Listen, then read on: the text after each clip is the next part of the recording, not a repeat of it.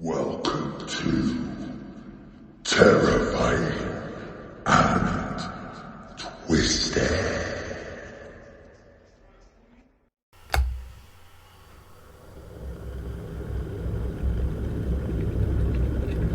Do you want a brew?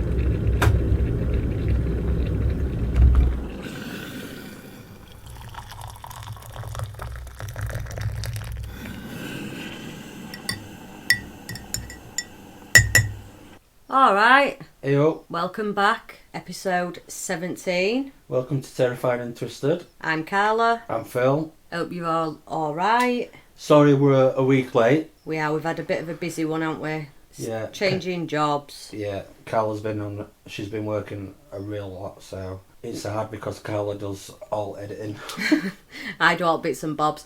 And when we're just changing jobs and stuff, we needed to get settled in first, didn't we? But we're here. We haven't left you, Nope. and fuck me, it's hot. Fucking too hot. It's alright for everybody else. I've read that much on Facebook this week. Americans telling us to stop complaining. We do not have aircon. We do not have a pool in our back garden. Fuck me. It's too hot. Everyone stay safe in water in these conditions. Yeah, we've had quite a few drownings, haven't we? Yeah. Of young children as well, which is really, really sad. One really local to us, so as that goes out to his family. Definitely. Scary. Since last episode, England got knocked out in final. Don't. Football didn't come home.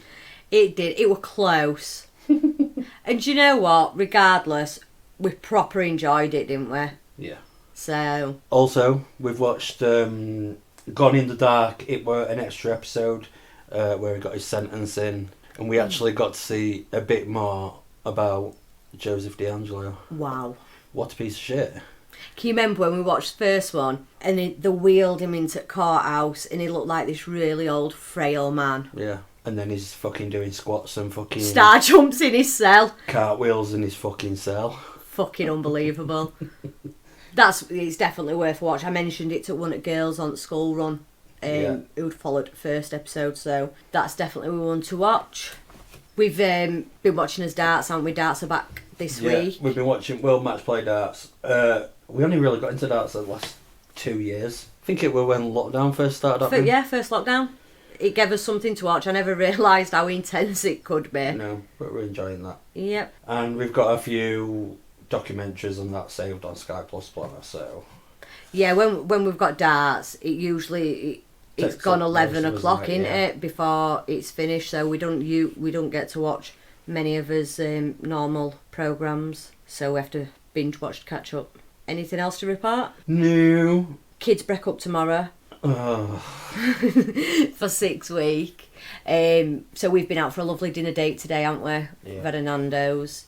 It's going to be the last one for a while, seeing as though we're going to have all 3 children at some point or another. Carla's telling me off. Because you're rubbing your feet against the bed. So what? You don't do editing. I can hear it. So anyway, are you up first Yeah. this week? On that note, I'll start mine.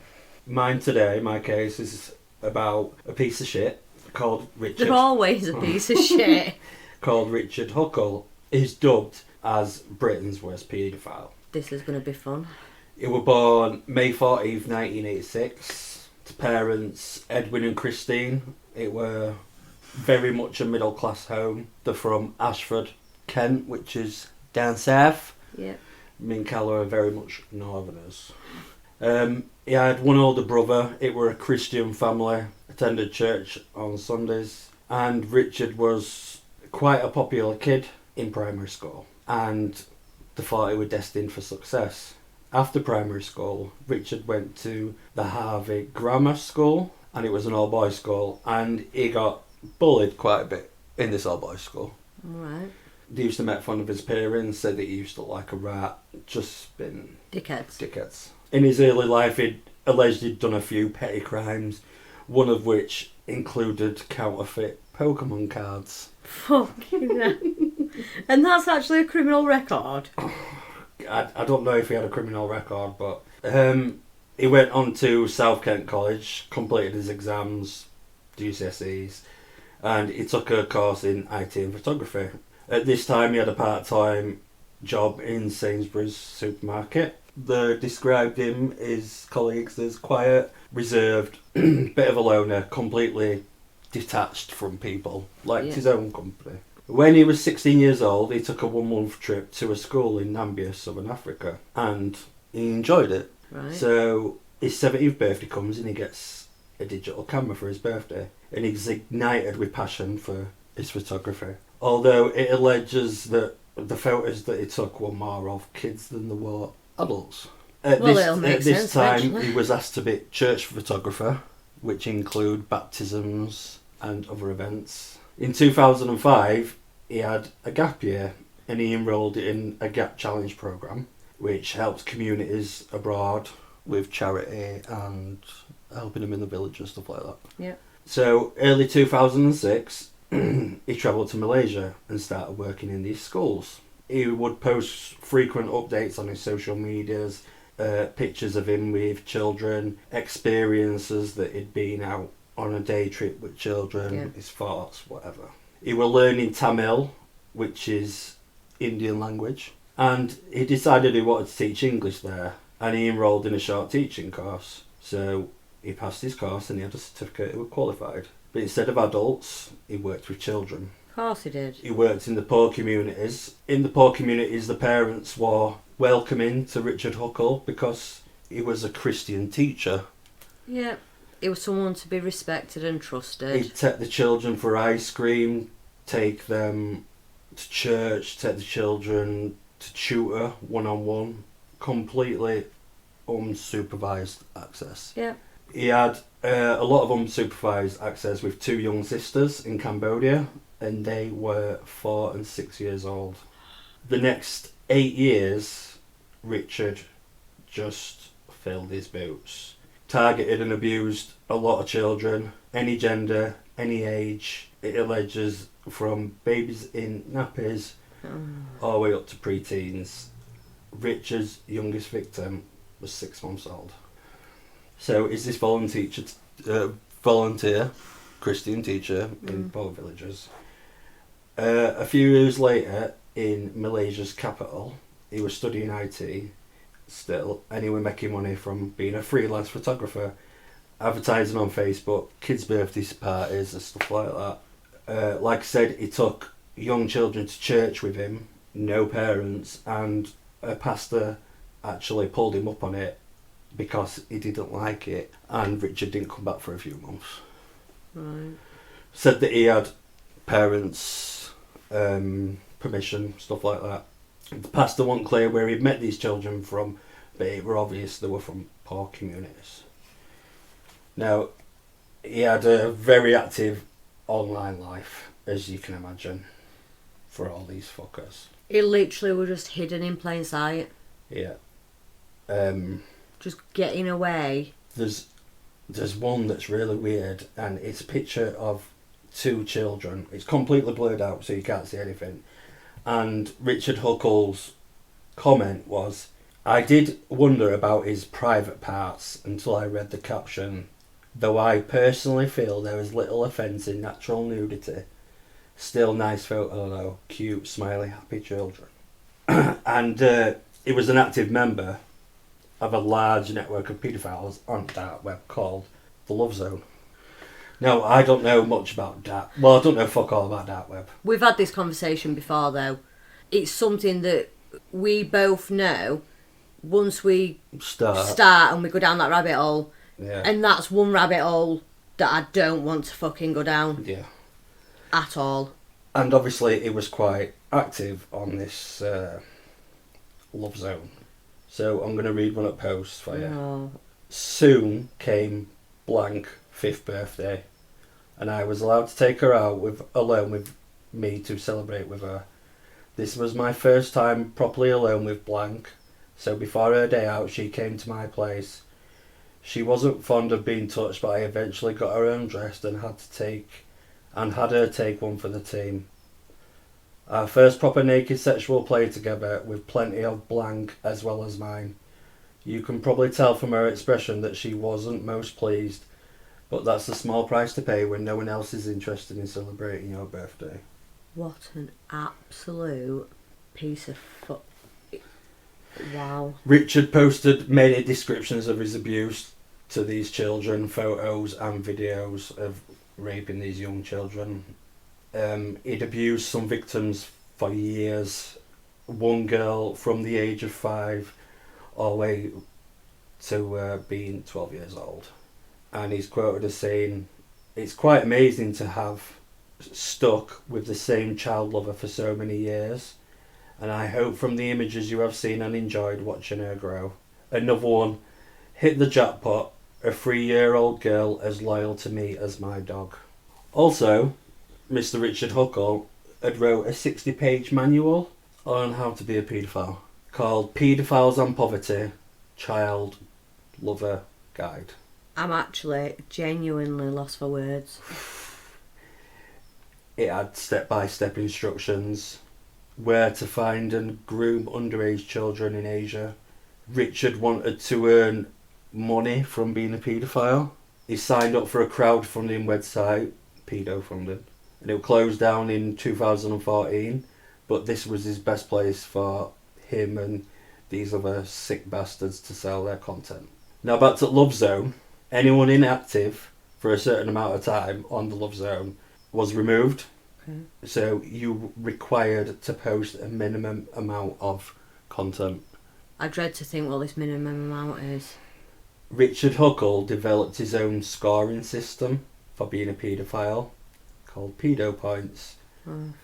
And there were obviously sex acts ranked from 1 to 15 points. And he gloated that him himself in 1 year had accumulated 1,305 points. He wanted to be a foster parent.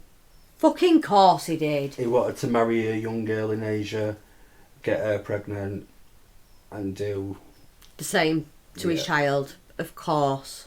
And still nobody suspected a young Christian teacher with his instant access. And he used to get all over, being a freelance photographer. I can imagine. This is one of the emails that he emailed an orphanage. "Greetings, Pastor George. My name is Richard Huckle. I'm originally from UK, but I'm studying an IT degree in Malaysia. From July 19th to August 6th, I will be in India, flying to Chennai, with planned stops in Bangalore and Hubli, if they're pronounced correctly. I found your New Hope for Children orphanage on Facebook and was very interested. I previously visited India in January, visiting Chennai and Hubli only. In Hubli, I met a pastor there that's also starting to try and start an orphanage. I made a short documentary for him, which I have uploaded to my YouTube account. I'm very much interested in visiting your orphanage in Bangalore and Amber, especially in Amber, as I am able to speak basic Tamil. It would be a great experience for me to visit your orphanages, meet and help the children, and will be more than happy to use my photography and video editing skills to help make some promotional material for your ministry. As I said, I'll be in India from July 19th to August 6th, though I am currently uncertain of what exact dates I'll be able to come. Thanks for your time, God bless your ministry, and I look forward to hearing back from you. Kind regards." So, anywhere that he could go, by the looks of it, He just... would He go. used it to his advantage, hadn't he? Massively used every aspect of his life Yeah. for his gain. Now, a few co-teachers, I think they said they used to live together. Not important. They were quoted as saying that he gave them the creeps. He were always dishevelled, quiet, anxious around kids, and always had his camera. And he moved to a church from the schools after a few complaints, and he was made Sunday school teacher at the church. And allegedly there were reports from the parents saying that Richard was smacking the kids, being violent towards the kids. But still, he remained in this programme. Position, yeah. Yeah. In 2014, a special branch, Australia Queensland Police, had been investigating paedophile rings on the dark web. Task Force Argos. They spent 10 months searching this Love Zone, trying to find the founding member of Love Zone. And they found a profile using a unique greeting known by the founding member. There was no information to ID this suspect behind the profile, but an officer found a license plate on a photo, and it led to someone called Shannon McCauley in South Australia. The police got a warrant to search his home, and as they searched his home, Shannon McCauley was caught logged into the Love Zone. Right. The police actually matched a freckle on Shannon McCauley's finger from a video of a man abusing a child. They found out that Shannon McCauley, he was the founder, he was the admin of Love Zone, and the police had full access to the website now, which is good. Of course it is. The result of this is that saved 85 children and arrested hundreds of paedophiles. And they had interest in a sickening, prolific user, which is obviously Richard Huckle. They ended up IDing him. They were monitoring his Facebook, and Richard Huckle put a Facebook post that he was returning home that Christmas. So the Argos Task Force from Australia told the British Crime Agency. On December 19th, 2014, Richard Huckle was arrested at Gatwick Airport. He was interviewed, his home devices, his phone, his laptop were all searched. And what they could access then, they had evidence of 29 victims and 20,253 sick photos. One of which was 249 separate pictures of an incident with Richard Huckle raping a young girl with a bottle. God. I keep having to have big breaths because I'm honestly beyond disgusted. I'm speechless. he refused to help the police with his encrypted hard drives, refused to answer questions, Refused to take responsibility for his fucking actions. So at this time he didn't have no criminal record, and he currently was not working with kids, so they had to release him on bail to his parents' custody. But get this, the next day his mother asks him about all this. Yeah. Now rewind, these are Christian people. Mm-hmm. And he admitted to his mother that he had sex with children between the ages of 3 up to 13 years old. Immediately they phoned the police and they said, please get him out of our house. We don't fucking want him. The parents sold the home and disappeared for a few months. His sister-in-law were quoted as saying, none of his family will speak about him, none of us want to see Richard again. In January 2015, he was arrested again and denied bail. He was charged with 91 counts of child abuse, rape of a child, digital penetration, creation and possession of child porn under 12, and they describe his manual as truly, truly evil. Fucking sickening. He was transferred to HMP Belmarsh in a Category A prison. In January 2016, these 91 charges took over an hour to read, and Richard Huckle pleaded not guilty. Of course. The next hearing was in April 2016. Richard requested to see evidence against him, and he pled guilty to 71 charges. 14 counts of rape of a child under 12, 5 counts of digital penetration under 12, 31 counts of sexual assault under 12, 6 counts of grooming a child, 13 counts of making indecent images related to the 20,000 pictures on the laptop, 1 count of advertising indecent images of children, 1 count of arranging, facilitating child sex offences. They think that Richard Huckle has over 200 victims. I believe so. There was an extra 20 charges that lie on file, but they were not charged at this time. Both his parents did witness statements for the prosecution, and he was sentenced on June 6th to life in prison. He actually had 22 life sentences. His minimum of term 25 years before parole. So he's eligible for parole in 25 years. He should never walk the streets again.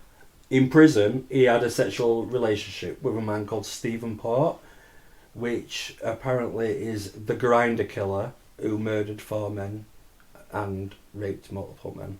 Richard Huckle was then moved to Fulton Prison in October 13th, 2019.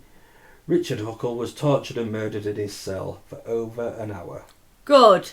By Paul Fitzgerald, 29 years old. He tied up and gagged Richard, used an electrical cable to strangle him, stabbed him 22 times. He raped him with a kitchen utensil, broke his jaw, and also Paul Fitzgerald shoved a pen with a razor blade into his nostrils, into his brain. Paul Fitzgerald claimed it was poetic justice and he was charged with murder in January 2020. And I bet Paul does not give a fuck. I bet he don't. Well done. I actually thought that it were going to end in... He's just in prison. So Are you glad it I'm ended so fucking glad he's dead. There's not many times I'm quiet for that long. I know you are quiet pretty much all the way through. Because it's disgusted me. Yeah. That's why I kept having to have big breaths, because I was like, this is so much. It's so much. He literally just used everything in his power just to fucking get everything he wanted. Sick as fuck. And guess what? There's a fucking lot more out there. That's the worrying scary thing, yeah. It's the scary thing. Wow. So... Is yours a bit more cheerful? We'll see. In my case this time, I was a bit surprised because I came across an article about a woman called Cara Robinson. And Cara was telling her story about how she escaped a serial killer when she was 15. So, obviously, I'll have a look into this. I thought that it was going to be... I just didn't think it was going to be what it was, right? So, there's many that believe that there could be many more victims, but I'll just tell you about, obviously, the known ones. Right. So, the very first... Oh, by the way, he was named the Silent Predator, right? So, his very first victim was 16-year-old Sophia Silver. Typical teenager. She went to Cortland High School. She lived in Spotsylvania in Virginia. Then on the 9th of September 1996, she got home from school. She checked in with her sister that were already in the house. She said she was going to grab a drink and she was going to go sit and do her own work on front porch. It was a really nice day. Loads of people were about, neighbours doing gardening, kids playing out. Bit like today. Yeah. So off she went to sit and do her own work. Not long after she'd been out there, she just vanished. Completely went. There's usually some sort of details when we look into these where people disappear. But honestly, there was nothing. There were nothing that could go off. Vanished. Yeah. So no one that knew Sophia, nobody said she would run away. She was a really good kid, good friends. She was doing really well in school. So it wouldn't be in her nature, I guess, to run away. Her family start ringing around her friends. Nobody's heard or seen of it from her, so they decided to ring the police. When they arrived, in their report, it was stated that it was like time had stood still. A can of pop, her own work, notepad were open, skull bag were left perfect, no signs of any struggle whatsoever. No blood, no hair, no nothing. Nothing. So the police had absolutely zero to go off. And after weeks and weeks of no leads, 14th of October, there's a small river close by and it kept having problems, it was flooding. So they sent some workers out, told them to clean it up, remove any blockages. And then they saw what they thought was a blockage of rubbish. And it ended up being, is it tarpaulin? Yeah. Now, They thought, like I said, it was just rubbish, but they realised that actually it were a body. So everybody kind of knew straight away who it were going to be. And the police pretty much confirmed it, that it was. Well, it were obviously big news, wasn't it? Yeah. So obviously that then changed the case to a murder investigation. So her body had been wrapped in tarp, a few blankets, and it were tied with like a tweed rope. By the autopsy, it were clear that she'd been there for weeks, and it were estimated that she were more than likely killed after 2 days of being taken. Right. And they also confirmed that she had been dressed after she were dead. So that's pretty much all I can find. That is strange for them to redress the person and then not make a spectacle about it. Yeah. You know, like put him in a certain position or something that's sick like that. For him to redress him and then throw him in the river in tarp, that's strange, that. Yeah, I thought that. So everybody were in shock. It was really a really nice, quiet, well-to-do area. Yeah. So it completely shocked everybody. They couldn't understand how this 16-year-old girl were taken in broad daylight. Nobody had heard nothing. Nobody had heard. A sister were in house. There were kids and adults on street, and absolutely nobody had seen anything. So they managed to grab some fibres that were left, that were salvageable after all this time in water. And obviously they sent them away for testing. While they were being tested, they carried on questioning everybody in the area. And eventually, this same name kept popping up. And everybody kept naming this guy called Carl. They sort of said he had a really shit reputation. He was quite horrible and creepy.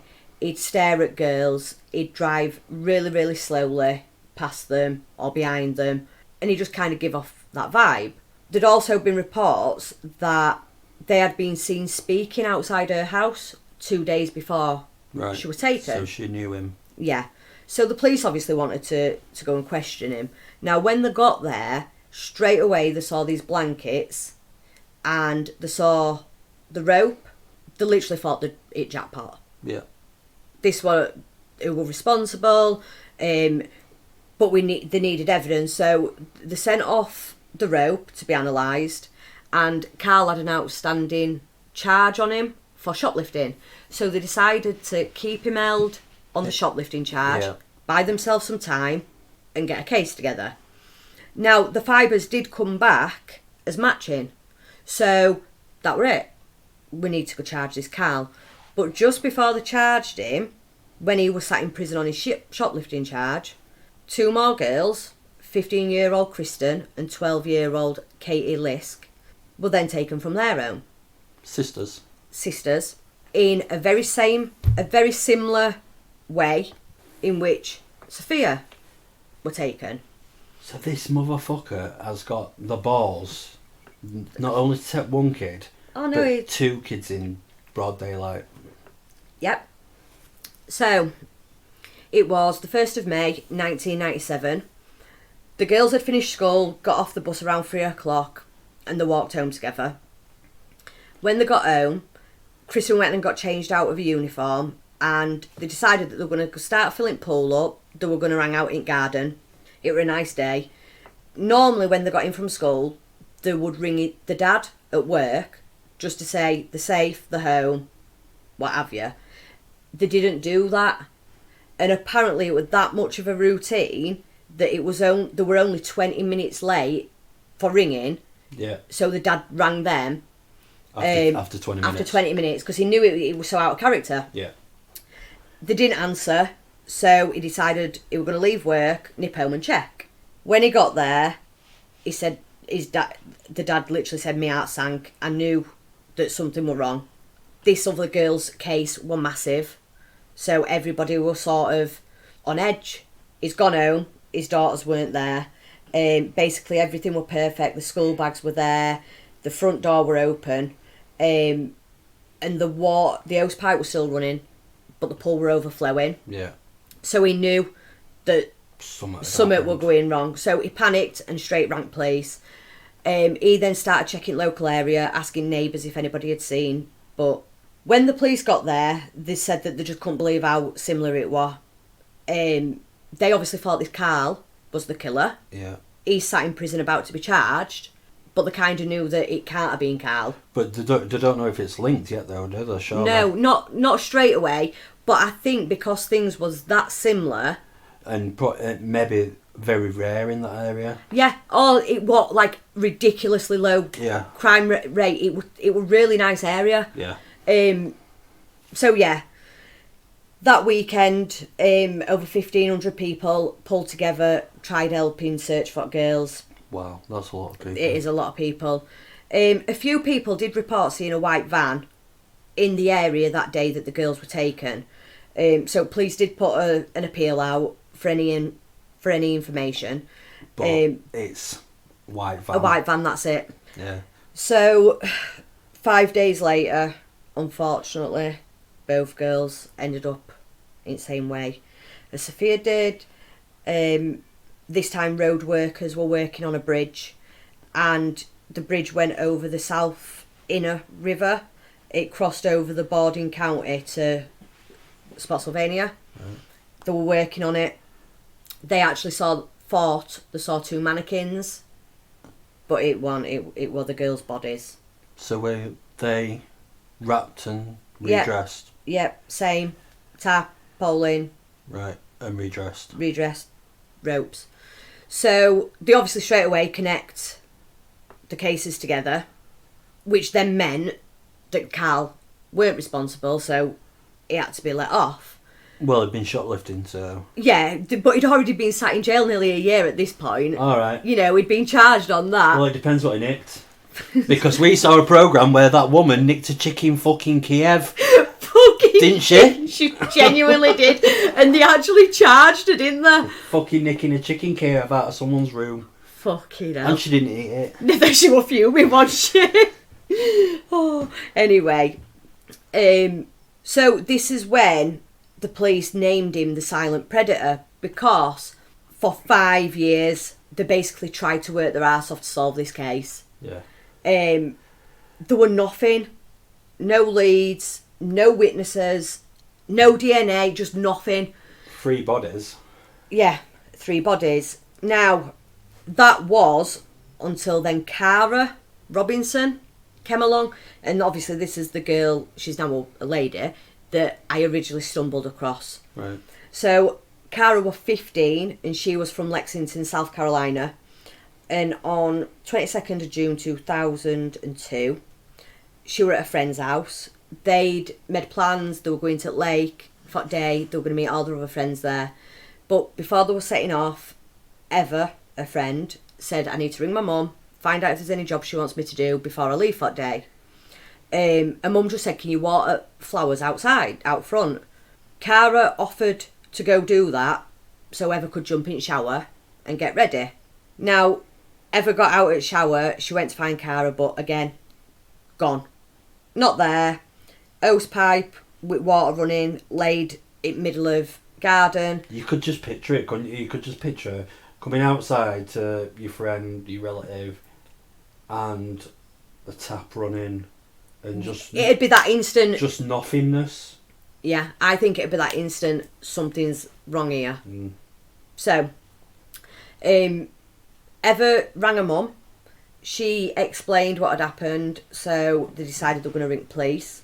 And again, just like other 3 girls, the police had absolutely fuck all to go off. Nothing. No, literally no crime scene. They didn't know if she'd taken herself off. No Has she been witnesses. has she been abducted? Has she willingly gone with somebody? Nobody fucking knew. Now, this time, there was one witness that said that he saw Cara talking to a man that had pulled up on driveway. He said that Cara must have known him because she got in the car willingly. Right? But everybody that knew her knew that she wouldn't do that with a strange man. So must be somebody she knows, Yep. sort of thing. It is actually said as well that the police doubted credibility of this witness. They didn't take it seriously or anything. You've got to, because... When you've got fuck all else. How else do you take a child without causing any ruckus, any noise? It's got to be on their own free will. Yeah, right. So, they had absolutely no leads apart from this witness statement, which they didn't take seriously. Now, they were worried that Cara were going to be found dead. 18 hours after she was reported missing, Cara went running into the police station barefoot and cuffs still on one arm, claiming that she were abducted by a man and she can tell him exactly where to find him and that somebody needs to go stop him. So, this is Cara's version. Yeah. She was outside watering the flowers. She noticed this car driving past. She says she remembers looking at it because it were a very nice car and it stood out. Right. It turned around and came back past her. So she just thought they were lost, trying to find somebody. But then this car did pull onto the driveway and a man got out. He was a very smart dressed man. He had a buttoned up shirt, very clean shaved. Nothing about him made her feel scared or worried. She said he always made sure when talking to her he kept his distance so she didn't feel threatened. Was he posing as a policeman? No. Actually. I thought that was going to be where this went to, but no. This man then asked Cara if her parents were at home. She obviously explained that she didn't live here, this were a friend's house. So he asked if they were home. Basically telling her that he had some magazines that he was trying to hand out around area and he was trying to leave them with people to pass them on. Cara said no, they're not in, it's just her and a friend. So he asked if he could leave some of the magazines. She said yes, so obviously he walked towards her to hand her these magazines. But as he did that, he then pulled a gun on her and held it to her side. And he basically told her that she was going to walk to the car with him. If she screamed, if she called for help, he'd shoot her there and then. Yeah. She was scared for her life. Yeah. So she did, and she walked towards the car. So that witness were right. You know, it did look like she'd willingly got in this car. Little did they know she had a gun held to her. Now, in the back seat, he had this big container with a lid on. And he said to her that you need to get inside there. Like a little coffin. Yeah, get inside there. I think they're called Rubbermaids. So she can't see anything. And it is literally like just a big rubber box with a clip-on lid. So he told her to get in. Again, threatened to shoot her if she tried to get anybody's attention. He then got in the car and he drove off. She said they were driving for about 10 minutes before he then stopped. He got out of the car, got her out of the box. He told her he was going to tie her up. So he placed handcuffs on her. He tied her legs together and then he gagged her. Now, when doing this, he was stood at the side of a fucking road. To me... In broad daylight? In broad daylight. Right. This guy has done this far too many times and is far too confident that he sort of is not trying to even hide it anymore. No, he can't. He can't wait to get to a rural, hidden away location. Yep. He did this on a road. Once he tied her up, he told her to get back in container, put the lid on her, and then he carried on driving. Then he stopped again. But this time, he didn't take her out. He lifted the container out of the back of his car and he dragged it across what she assumed were a car park on concrete. She knew that they were in a bit of a busy place because she could hear all traffic and people talking. Like I said, he dragged her across this concrete and then he lifted her through a door. When he opened lid, she was inside his apartment. Right. He took everything, he took the restraints off her, took the gag off her. And Cara said she just remembers how calm he was the entire time. Like, he weren't worried that she was going to try and run or scream. He wasn't worried about people outside. No. He just was so fucking calm. she decided that she was not going to let this man kill her and she needed to escape. So she started observing, taking his weaknesses in, just out that she could sort of play to her advantage. We've seen it before, haven't we? Yeah. We've seen many people that have done it. He made her sit down with his pen and paper and he'd ask her questions and she'd write the answers. But they were really random, like, has she had boyfriends? What kind of house does she live in? Has she got siblings? Are her mum and dad together? What time does she get off the bus? It was like a fact file. Of her. Yeah. At that point, Cara said that she realised he'd done this before because it were really comfortable, like it was just second nature, and this wasn't just a random grab, it like an opportunity. Yeah. He'd done it before. So she sort of thought to herself, I need to be compliant. I need to not get him angry, and I need to let him basically do what... Play the game. The long game. He took her to his bedroom. He just abused her for hours on end, raping her, just awful. Were the other children raped and abused? Yes. But they had no DNA profile? Nope. Right. So yeah, she were abused for hours on end. And then he got ready for bed. He handcuffed her to the top of the bed and tied one leg to the bottom of the bed. Literally rolled over and went to sleep like nothing had happened. She said that she must have fell asleep for a little bit, but she woke up and he was still fast on. So she kind of thought, I need to try and get out of this. And she doesn't know how. She doesn't know how she found the strength to do it, but she got her hand through that fucking handcuff. And she managed to untie her leg, slide out at bed, and she remembers going to the front door and he'd barricaded the door. So he'd barricaded it with the container filled with shite. Hoover were there. She just knew that she had to try and move all that without making a noise. Without making a single noise. Yeah. And then it was a double door. So, you know, like in most America where they've got the top lock. Yeah. Yeah. And she kind of knew that she had to be fucking quick to open both them at the same time to fucking run. But she did it. And in nothing but a t-shirt that she'd grabbed off floor. What's scary, right, thinking about that is, how long must that have took? I dread to think.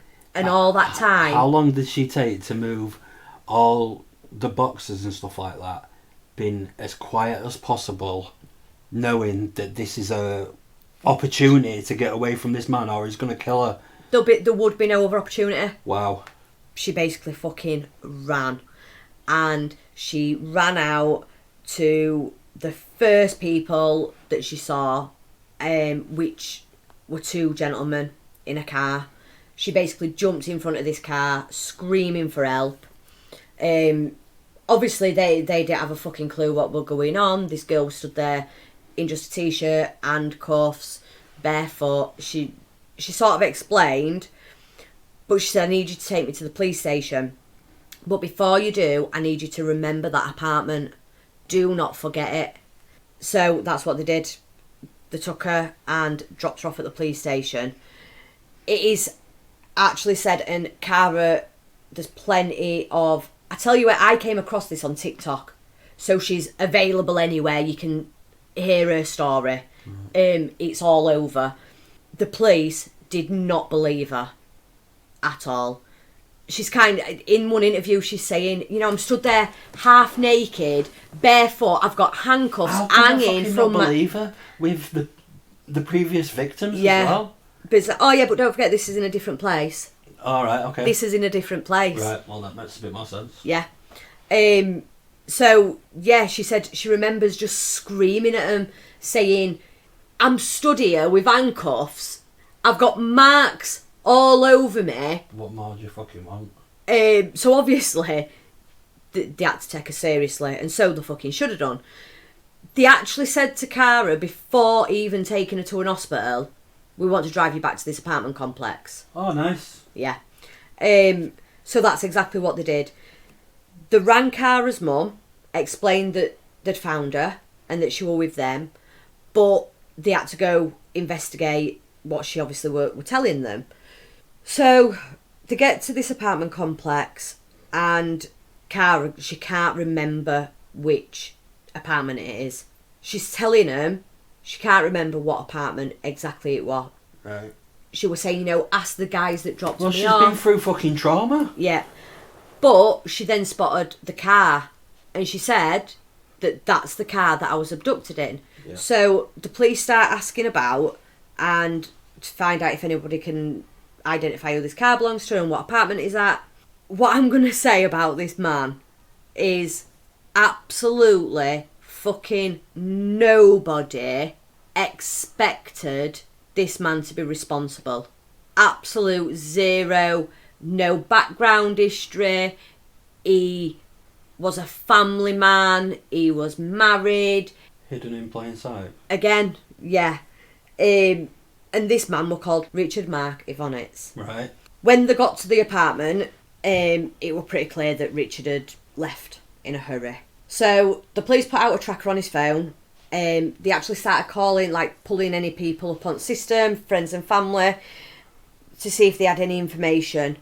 When they got in touch with his wife, she actually last saw him when he dropped her and his mum off at the airport for a trip to Disneyland. He said that he couldn't go because he had to work, but he dropped him off at airport, and that's the last time she saw him. He had a wife while they were doing all this as well? Yes. Yeah. Correct. Now, they went and checked at Richard's work, and lo and behold, he'd put holidays in. So, the very same day that he dropped his wife off, well, the day that he took Cara, his family were in complete shock. Like I said, no one suspected him at all. He weren't even known as a bit of a creep or... Do you know what I mean? Just nobody expected it from him. So few of his family agreed to answer questions, and about 2 hours after the first discovery had gone, they get a ping with a location from his phone, and he's about 30 minutes away in a motel. Obviously they dispatch some officers straight away, but when they get there, it's gone. So again, they're on a bit of a goose chase. Mm-hmm. Still can't find him. So they're trying to get a new location while they decide to go search his apartment and gather any evidence. In his apartment, in the corner of his room, was a tall locker. This locker had basically been covered by clothes and things, and it had a really big padlock on it. When they broke it open, the police actually reported that they soon realised how dangerous Richard was. Inside was his very nice buttoned up shirt, folded nice and neatly, his nice trousers. So basically that was his suit that he would wear. That's his kill kit. Yeah. Also in here was lots and lots and lots of detailed notes on young girls that he had stalked over such a long time span. Yeah. Again, ages, names, time when they were alone, time they came home from school, any siblings they had, type of house they lived in, what he'd like to do with them when he abducted them. Just awful stuff. Now, just to give you a bit of context of how many notes there were, this was in South Carolina, and the police thought that that is where it would end. But these notes were on girls from Virginia, Texas, Florida, and many, many more states. Mm-hmm. So he'd fucking been about. Yeah. They also then found newspaper cuttings in said locker. Souvenirs. Yes. And it was the abduction and murder in Spotsylvania of Kristen and Katie. Yeah. They soon realised that this is connected and that this is a serial killer and that they need to fucking catch him. So this is when the FBI, the state police, all get together. Yep, and create this massive manhunt. Yeah. Like they do. Need to get this fucker. Yeah. Now, for a few days, they actually didn't have a fucking clue. They had nothing. But then the police got a phone call from his sister, and she basically told him that he were in Florida, he'd rang her, he'd confessed to his crimes, what he'd done to these girls, and would she meet him in this restaurant. So the police work with her to set it up, and they obviously get police sent to cover all area and whatever, but Richard soon realised. The police. It clocked. Yeah. And this then started a massive 100-mile-an-hour car chase of Richard. They shot his tyres and he carried on driving on his rims fucking dangerous amounts of length for time until he eventually were cornered and stopped. So he pulls out his gun. He point blank refuses to get out of the car, tells him he'd rather be dead. So they send in the K9 unit. At that point, Richard decides to point his gun in his mouth and shoot himself in the head. From everything I've read, the only word that was used were devastating. So many people, the families of the girls, absolutely devastated that there were just going to be so many always unanswered questions. Yeah. No justice were ever going to be brought to this man. I reckon if he didn't have a gun, he'd have maybe done it so the police would have shot him. Shot him, yeah. Yeah, I do. He did not want to take responsibility for what he'd done, and I think he knew that his way out was to kill himself. So whether he did it or, like you say, got the police to do it, he was going to be dead regardless, I think. Obviously, the police still had to do an investigation. They looked into everything. They looked into all the notes that they found. The fibres actually matched fibres from his apartment. The things that Cara had observed and picked up and memorised from being in there, she could tell you what doctors he went to because she saw his prescriptions. She knew that he must have a wife or at least living with a woman because there were long red hair. What a girl. She knew loads and loads of information. Well done. So basically that's how that case ends. Obviously Cara survived. Yeah. Absolutely amazing fucking 15-year-old girl to get away like she did. But potentially a lot of they've victims. Got from the notes, from going from what I've read, the notes that he had. You remember how I said he got Cara to sit down and write like he things? Didn't interview her. Yeah. So the police are unsure if these notes are actually from victims that is already abducted and murdered but have just not been discovered yet. Yeah. I'm sure it's still, they're still trying to look in because I can't imagine how difficult it must be when a serial killer works, that's awful, when they target so many different states. Yeah.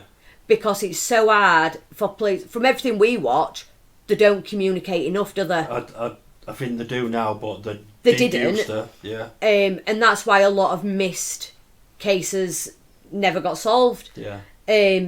So I do think this, from what I've read, this is still an ongoing. They're trying to connect any of these notes to any missing persons reports and things like that.